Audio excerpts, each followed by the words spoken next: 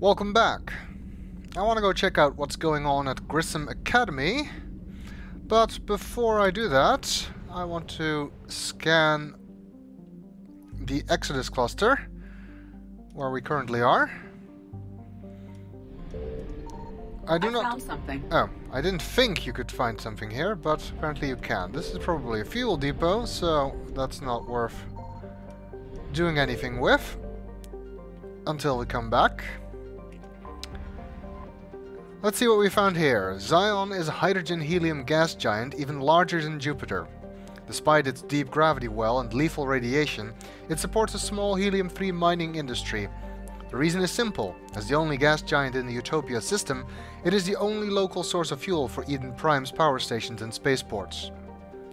Zion has 112 natural satellites ranging from orbiting asteroids to the moon of Asphodel, which is large enough to retain a thick atmosphere. Population estimates are pre-invasion. Nice that it lets me know that.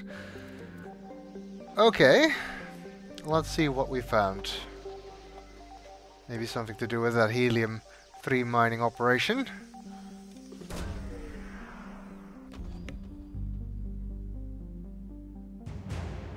Or Prothean data files were just randomly here. Okay, well, I'm not complaining. More war assets, always good. There is another system here. Ah, there it is.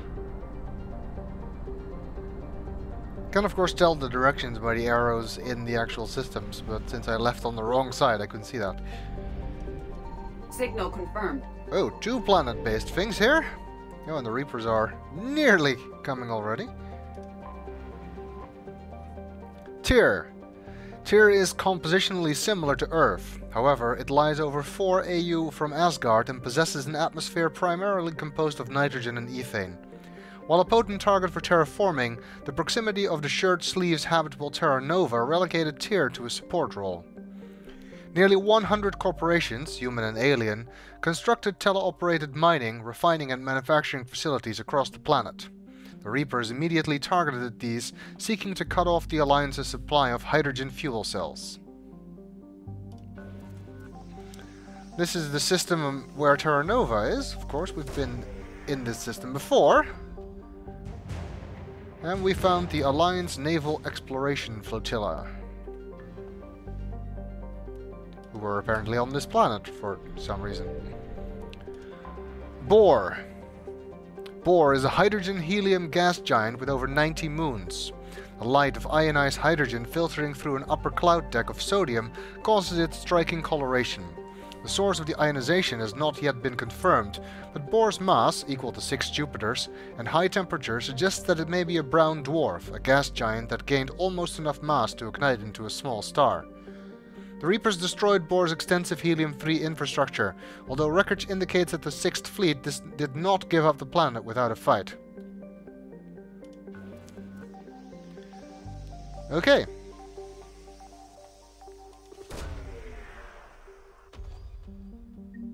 Remains of a Reaper destroyer, and this is intel, meaning that we can use it on Glyph's terminal in Liar's cabin. We're only at 40% assets, meaning there must be something on another planet. Terra Nova! And the Reapers are going, so let's do this quickly.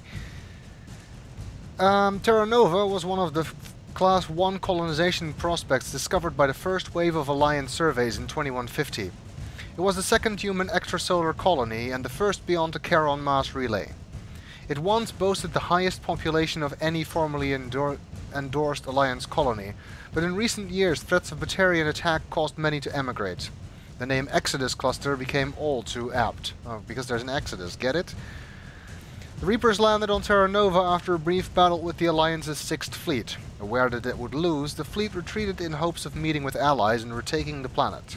Intelligence indicates that the Reaper force here is light, and debate rages over whether to try to liberate the planet, or if such an effort would prove futile if the Reapers sent reinforcements. I wonder if the description here is different if you didn't save Terra Nova in Mass Effect 1. At least the population estimate should be lower. I don't know.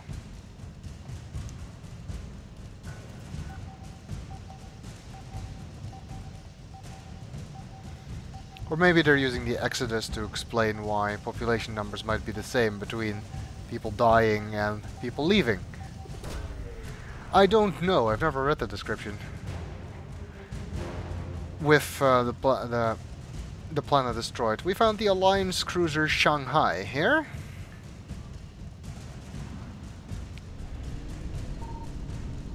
There's something on the eluded.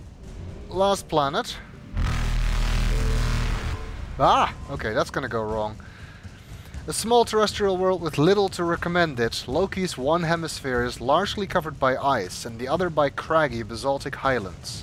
The rough, varied terrain suggests an ancient cataclysm caused significant damage to the planet. Reaching 6.5 AU at perigee and 7.1 AU at apogee, Loki's unusual elliptical orbit reinforces this hypothesis. Beneath Loki's ice cap runs a naturally formed network of subterranean tunnels. These may have proven useful to Alliance forces in retreat. Nevertheless, any organics hidden here remain in peril, as Loki's atmosphere is inhospitable and Reaper scanning technology is efficient. The reason we're finding so much in this system is because it's part of the DLC, it's not a regular system.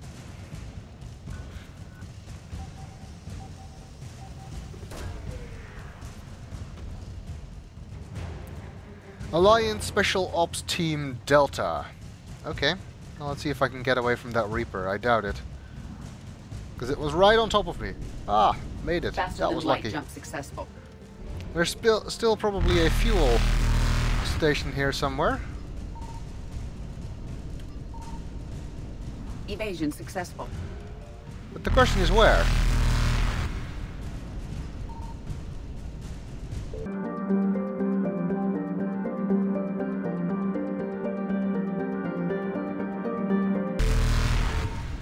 Finally!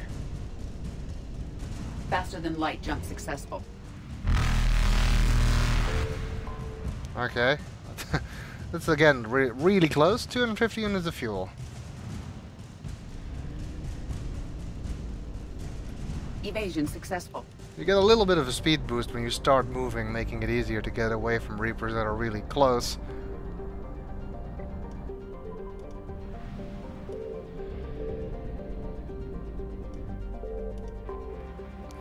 And 200 units of fuel. That actually leaves us kind of on the low side. Oh well.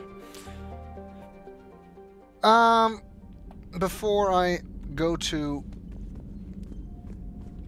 Grissom Academy, I didn't mean to go there. I kind of want to see what that intel was about. What kind of upgrade I am able to build with that, or able to get. I'm not sure if we're building or whatever. Thank you for the data packet. The results are available on the Information Network terminal. So we got the remains of a Reaper destroyer. To avoid the risk of indoctrination, remote drones have been sent to study the salvaged remains of a Reaper destroyer. The drones can dig under the outer hull, scanning circuits for technology that will increase the speed at which tech, biotic and combat abilities can be fired. Alternatively, the Council has offered Citadel-wide merchant discount for choosing the safer option and demolishing the remains. Okay, so we get to choose between a store discount or power cooldown, and although power cooldown is very tempting, I'm actually going for the store discount.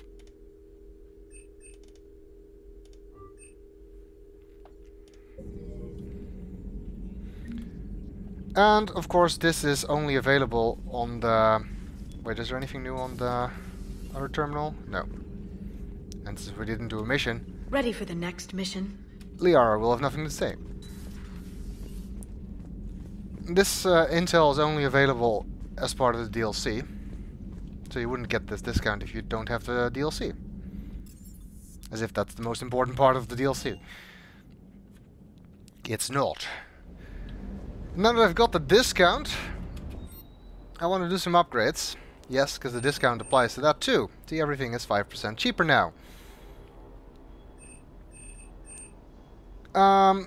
one of the things I want to upgrade is the particle rifle, Javik's gun, because I will never swap it out for him.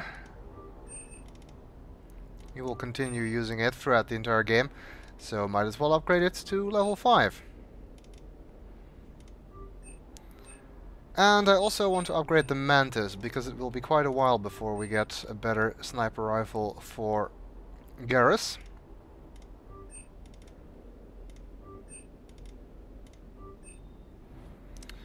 And that's it. I still don't want to waste money on upgrading all of these basic weapons. And now we get a whole stream of purchase notifications, which is kind of annoying.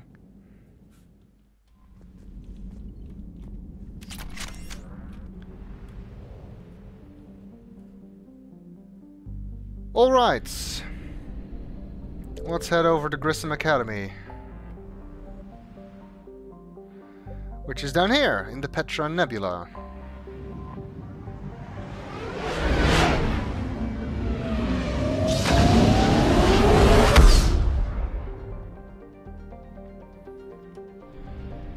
Doesn't happen to be a fuel station still intact here? No. The Alliance colony of Elysium has been mentioned numerous times in the books and in the game, so let's read the description.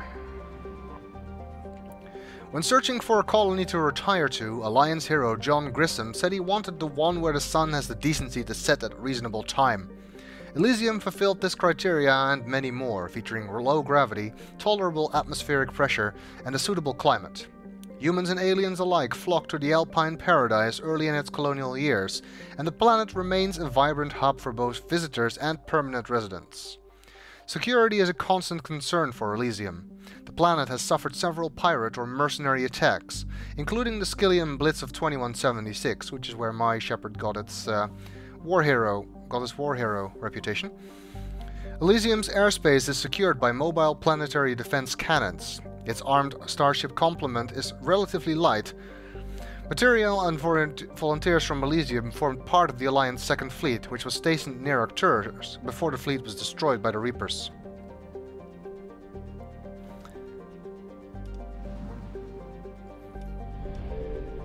And here is Grissom Academy, again featured in the books and mentioned before in Mass Effect 2, when we sent David Archer there at the end of Project Overlord.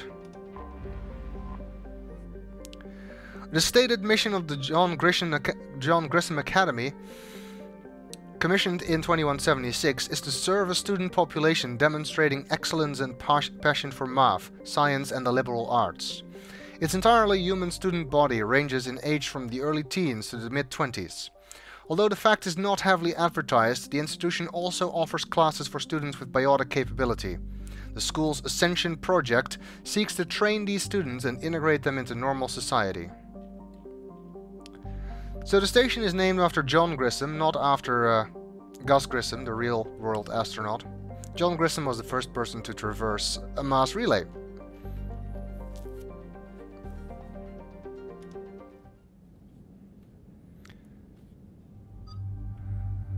And now we have some actual choices for our squad. One thing about Javik, although it's possible to go to Eden Prime and get him before you go to Palaven, you will not be able to use Javik as a squad mate until after you finish Palaven.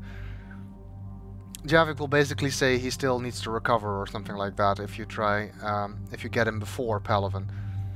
So you're forced to take Liara and James on Palaven, after which Liara gets replaced by Garrus, of course. Assuming Garrus is alive, because if Garrus died in the suicide mission, Liara will stay with you for the entire mission on Palaven. And some other Turian takes on Garrus's role, but does not join your squad. Also means you will have a squad mate fewer, because there's no replacement for Garrus if he is dead. It just means you have fewer squad mates in the game overall. Good thing I got everybody out alive. Anyway, I'm gonna take Javik, of course. Let's see, he has 2 different appearances. This gives him power damage plus 25%, and this gives him power recharge speed plus 25%. I think I'm sticking with this red one. And let's take James.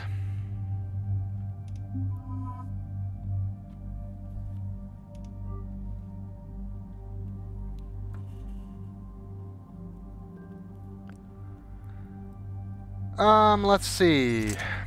Although using a sniper rifle was fun, I'm going back to my usual loadout of a pistol and a submachine gun, so I can get that 200% power recharge bonus.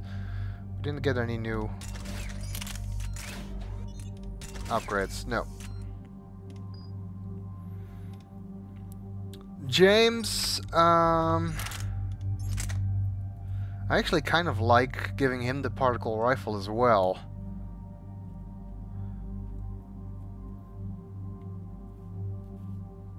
Although for this mission that would mean both of them are using the same weapon. What the hell. Why not?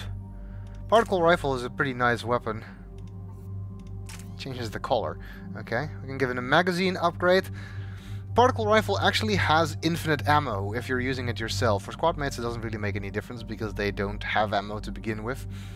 But it has a limited amount of firing time, and you need to fire it for a short amount of time before it actually does full damage. Which is annoying because you need to be out of cover to fire it.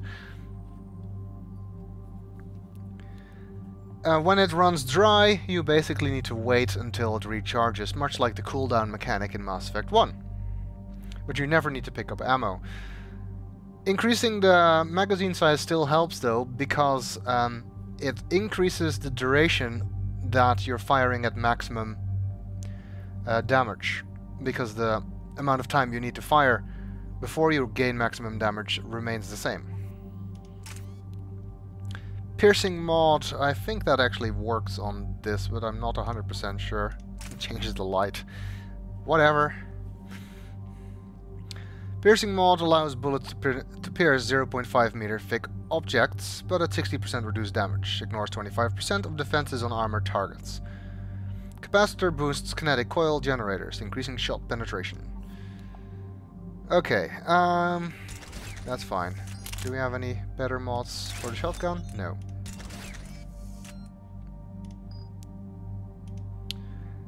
Javik himself can carry assault rifles, and of course he has to use the particle rifle. It's his weapon!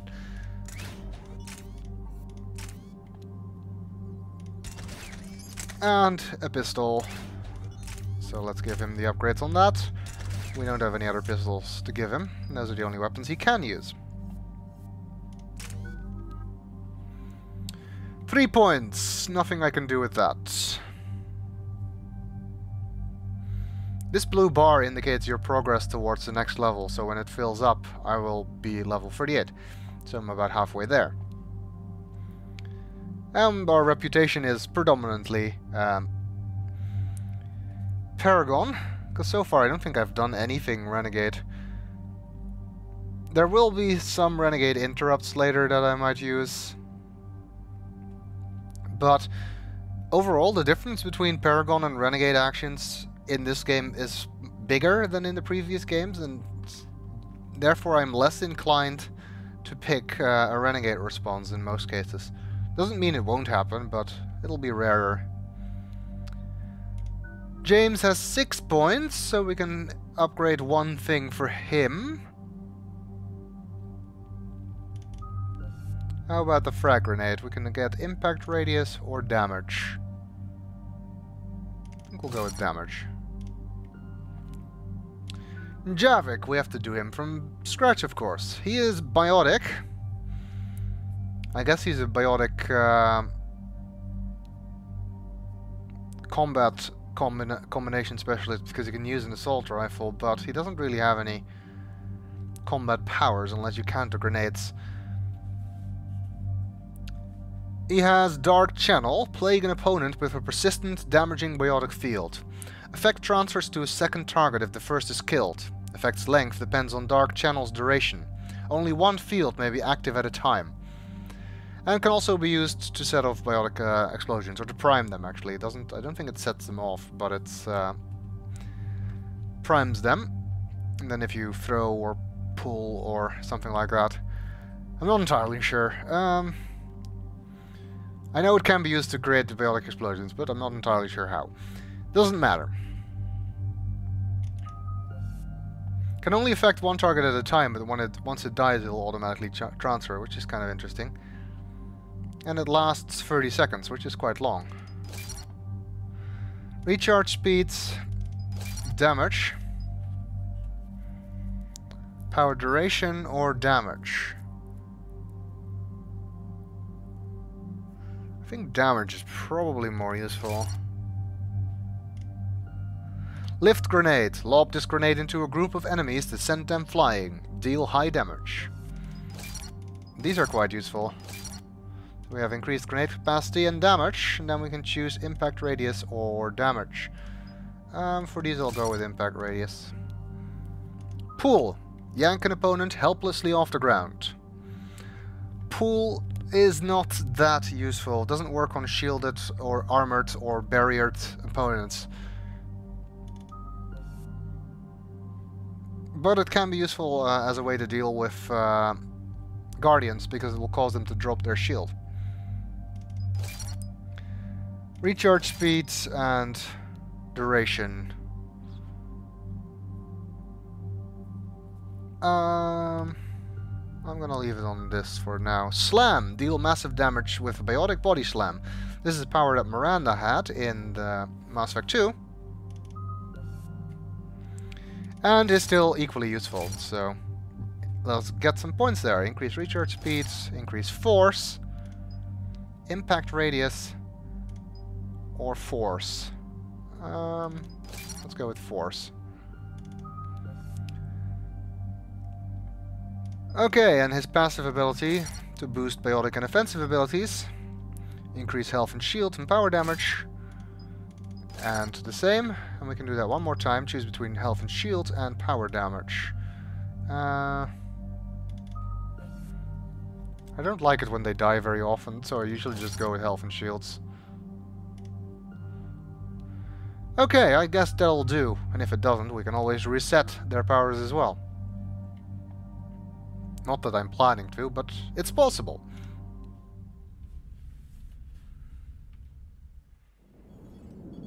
And there's the folks who answered the distress call. Cerberus cruiser. At least a dozen fighters on blockade duty.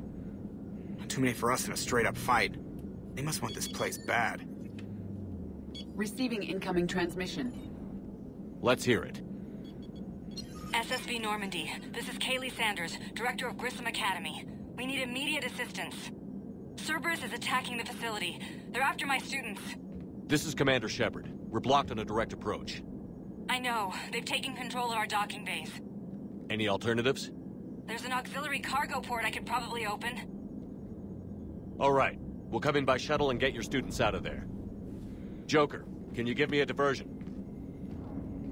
Oh boy, can I!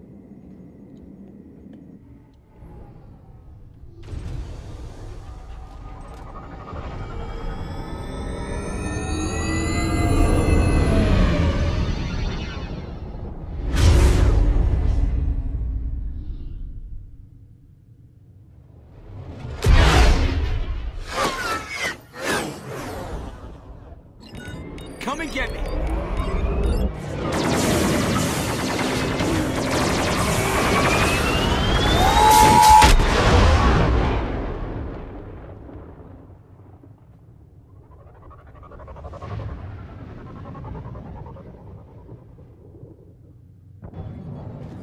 Keep the shuttle in position. We'll be back.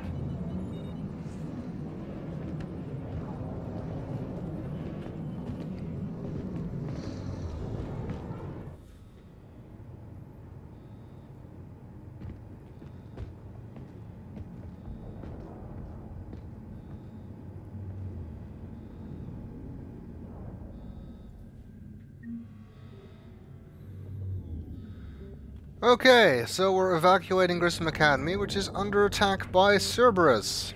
Big surprise. Grissom Academy is under attack by Cerberus forces attempting to kidnap the students, rescue the students, and evacuate the station. Well, I guess we know what to do then.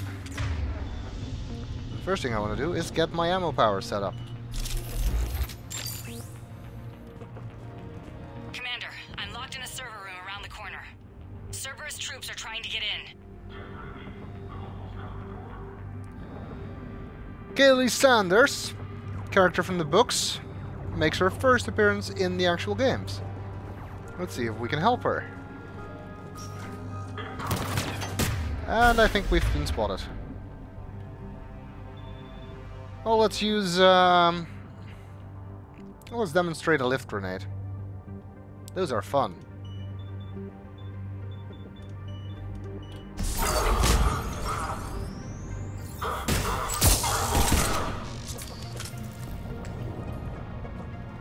Kind of pointless because both of them died. Hey, there was an engineer. Didn't even see that. Sanders, we're clear. It's me. Commander, thank you. Admiral Anderson always said you were the best. And with Cerberus coming for my students, I need the best. How many of you are there? Fewer than 20. Most were sent home when word of the Reaper invasion spread. But a few volunteered to stay. Some are prototyping tech for the Alliance. Others are biotics. They've been training for military operations, working together as biotic artillery. You said something about Admiral Anderson. Yes, we met... God, what's it been? 20 years ago when he was a Spectre candidate. I was there when Saren betrayed him. David saved my life that day. He's a good man. He was on Earth when the Reapers hit. He stayed behind when I got off-world.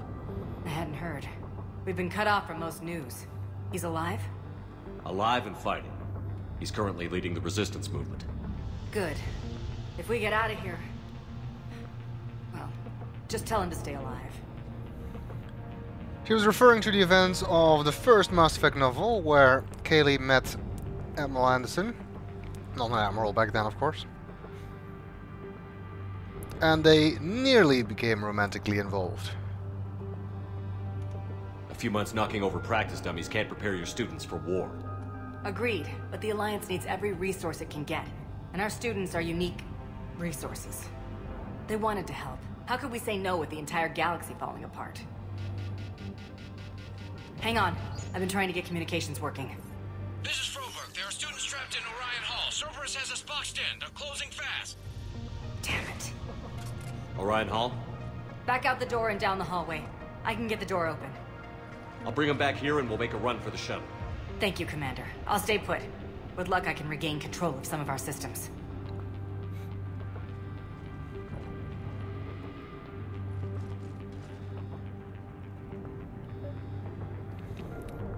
All right. I'll get the door for you. It leads to Orion Hall. Let's go save some students. They appear to be behind glass. There's nothing we can do about this. Well, that was pointless. And wasted ammo. Not that that's important. Well, we couldn't stop him from taking those students. Let's hope we can prevent them from taking all of them, at least.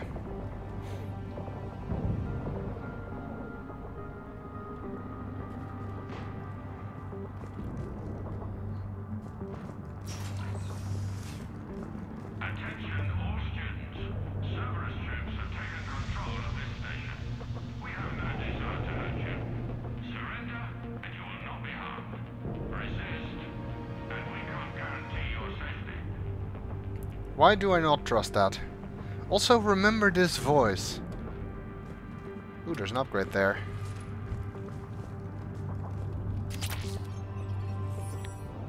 And you really have to remember it well, because it'll be a long time before we hear it again. Your teachers have filled your heads with a lot of propaganda. Cerberus can keep you safe. We're the only ones who can. Nobody's going to hurt you. The files have been controlled on. But your sister, Where's that coming from? Not here. But there is a data pad here.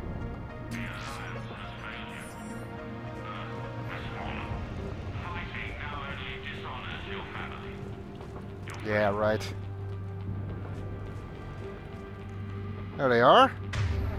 Let's give them a warm welcome, shall we? Slam on this guy. Incinerate Carnage on the other. That did the trick.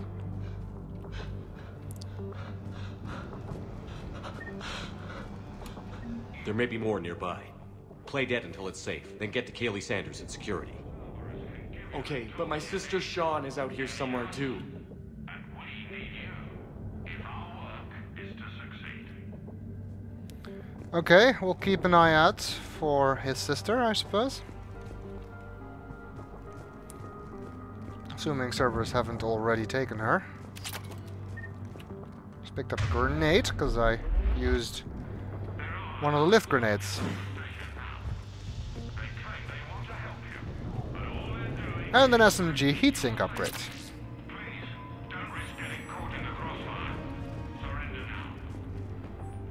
That guy is getting on my nerves. Tactical Analysis Review, Student ID number 275668. Unshielded opponent approaching at 2 o'clock. Shielded opponent approaching at 12 o'clock. Both holding heavy pistols. Most effective way to take them down? You chose Shockwave. Correct answer, Singularity followed by Warp. Instructor comments. Shockwave inadequate against shielded enemy. Your barrier would hold long enough against heavy pistols for Singularity to catch both. Warp on the unstable biotic field created by the Singularity results in an explosion neutralizing both enemies. But Singularity doesn't work against shielded enemies. What kind of nonsense is that?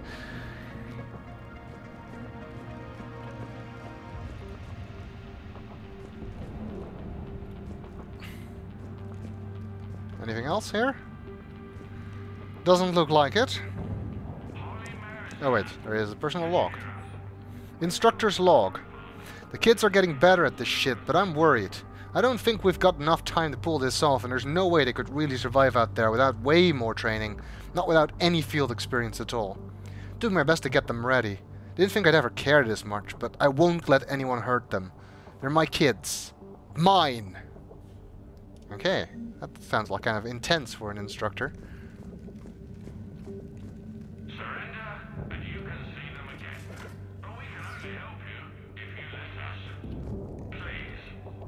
Shut up. Can we turn that off?